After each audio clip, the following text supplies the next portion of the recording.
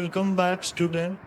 This is part 2 of chapter number 2, that is Principle of Management. We have done introduction, we have done importance and significance. Now we will do Principle of Fuel. Starting with the introduction about the Henry Fayol. Henry Fayol, born in 1841 and he died in 1925. He got a degree in mining engineering and joining French mining company in 1860 as an engineer. He rose to the position. He basically become a managing director in 1988. And when the company was in the words of bankruptcy, which company? The French mining company. He accepted that challenge and by using his rich and broad administrative experience, he turned the fortune of the company. वो company जो कि वो bankruptcy के उस पे होने की उसमें, लेकिन उसने अपने एक्सपीरियंस के थ्रू उस कंपनी का सारा फॉर्चून बदल दिया, उसकी किस्मत बदल दी. For the contribution, he is also known as father of general management. इसको हम father of general management भी कहते हैं. किसको कहते हैं? मिस्टर हेनरी फ्योल सर को हम कहते हैं. Now starting with the principles of management, first principle that we have is division of work. Work is divided into small tasks per job. Each task is performed by a trained specialist. Thus, division of work led to specialization. And according to Fayol, if the work is being done by the specialist, then more and better work can be obtained with the same efforts. So specialization is the most efficient way to use human efforts. Then second principle we have is authority and responsibility. According to Fayol, authority and responsibility is the most important. Why? Authority means right to give order and obtain obedience, whereas responsibility means corollary of authority, whereas responsibility means corollary of authority. There are two types of authority: official authority, authority to be command, and personal authority, authority to be individual manager. Then there should be balance between authority and responsibility. Means if authority is more than responsibility, that can lead misuse of power. And if responsibility is more than authority, then we do not have sufficient power to fulfill the task. That's why there should be a balance between authority and responsibility. Then we have third, that is discipline. Discipline means obedience to organization's rules and employment agreement which are necessary for the working of an organization. According to Fayol, discipline require good superiors at all the level, clear and fair agreement and judicial application of penalty. इतना भी लिखोगे ना तो भी बहुत है discipline. Then we have next is unity of command. That is also important with your gift to this principle. In unity of command, there should be only one boss for every individual. As you can see in the picture, there was only one head for each individual. If an employee is getting orders from two superior at the same time in the principle, then the principle of unity of command is violated. तब वो principle command violate हो जाता है. कब? जब एक बंदे को दो bosses से order मिल रहा हो. ठीक है? Then principle of unity command state that in formal organizations should receive order from and be responsible to only one superior. यानी कि तुम्हारे को order भी सिर्फ एक ही उससे मिलना चाहिए and you should be responsible to only one person through which you are getting order.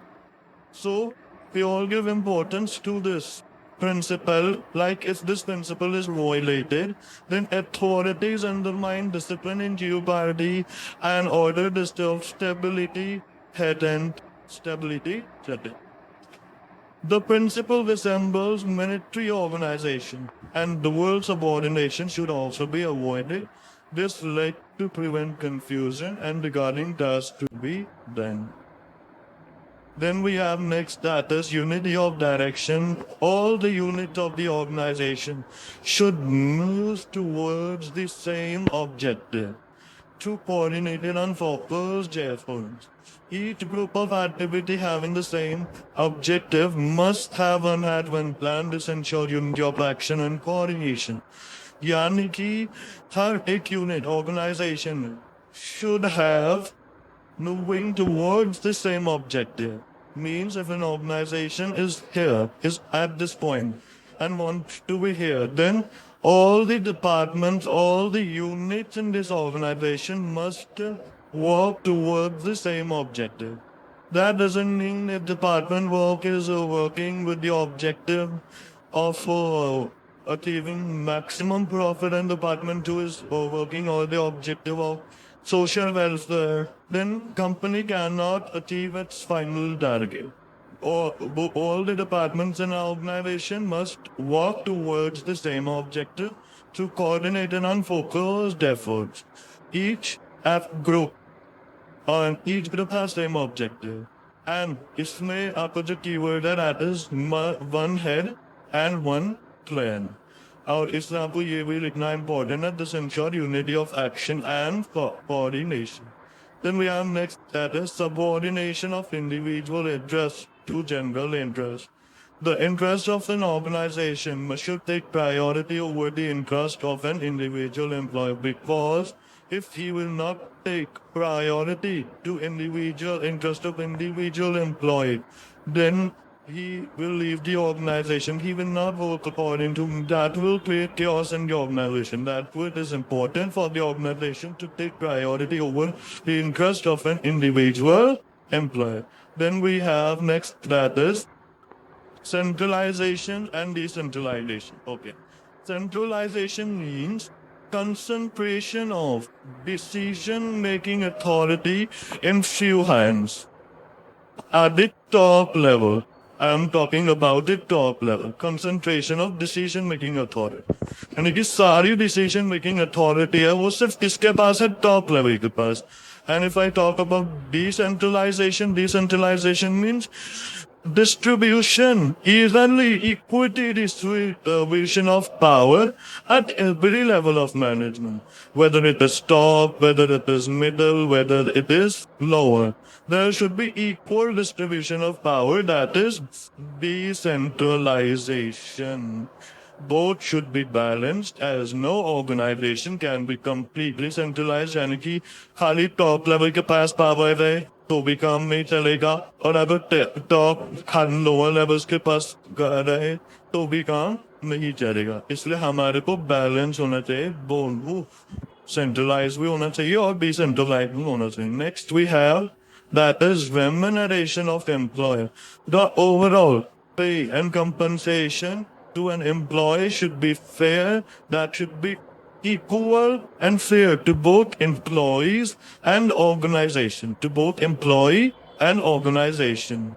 They should be fair, that should give them a reasonable standard of living. At the same time, it should be in the paying capacity of the company. In other words, remuneration should be just and equitable.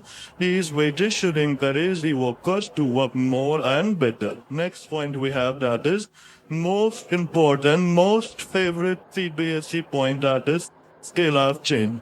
Scalar chain, the formal line of authority between superior and subordinate, means आपका top पर एक superior है और आपका यहाँ पर like suppose superior है, superior 1, और यहाँ पे आपके सबऑर्डिनेट्स है, subordinate A, subordinate B and subordinate C, और यहाँ पर है आपका सबऑर्डिनेट B, यहाँ पर है E. ठीक है. In GAN plan, what is actually ethic is there. In an organization, there is flow of authority from upper to lower. This chain should not be violated But in an emergency, an employee at the same level means like B and E are at the same level, they can contact each other by informing their immediate superior. Like B can contact to A and he can contact to D and can use GAN plan. GAN plan. I am saying GAN plan. In case of emergency only. This is what skeleton is. Then we have next point, that is order. Order means a place for everything and everyone should be at the designated place. It means if I take a pen from table B, then I should keep it at that table only. That is what order is. So that people and material, that are two types of order. People and material must be at the suitable places at appropriate time in order to maximize the efficiency, because ultimate goal of an organization is to maximize efficiency and effectiveness of it. Then we have next, that is equity. Equity means a working environment of an organization should be free from all types of discrimination. Yani ki all employees working in an organization are free from any kind of discrimination like religion, language, caste, sex, belief, and or base or unity of command or unity of direction, nationality.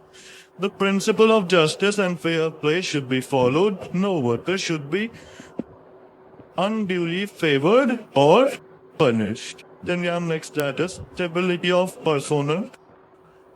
After being selected and appointed by a rigorous procedure, the selected person must be kept at a post for a minimum period of time decided to show result. Means if you have appointed an employee, then you should give them the maximum tenure. I am saying what tenure to be in the organization. ये नहीं कि उसको लिया एक महीने में ही निकाल दिया. He should get maximum time to showcase his results. That will reduce the efficiency and employee turnover or also be reduced. Then we have next point, that is initiative. Initiative सिर्फ एक ही चीज याद रखना, taking first step of self-motivation. ठीक है, it is thinking out and executing the plan. तुमने सोचा और उसको execute कर दिया. Motivation should be encouraged, but that doesn't mean that they have complete freedom. They should be checked. Whom should be checked? Employees should be checked at regular interval of time. A good company would have an employee suggestion system. This say substantial cost time reduction should be avoided. A good suggestion system होगा तो suggestions आएंगे जिससे तुम्हारा cost और time reduction भी हो सकता है. इसके बाद you have last principle of Suyol, that is esprit de corps. Esprit de corps means management should promote team spirit. Team spirit होना चाहिए. Unity and harmony among employees. यानी कि सबको साथ रहना चाहिए, unity होनी चाहिए और उस मैनेजमेंट को टीम वर्क प्रमोट करना चाहिए, मैनेजमेंट को टीम स्पिरिट प्रमोट करना चाहिए. सबको साथ चलना है, एक ही डायरेक्शन में चलना है जिससे अल्टीमेट गोल ऑर्गेनाइजेशन का सेटिस्फाई हो जाए. Here we have finished our second part of this chapter, that is principles of Payol, and next part we will be doing principles of Taylor and techniques of Taylor. Till then, take care. Bye. Thank you.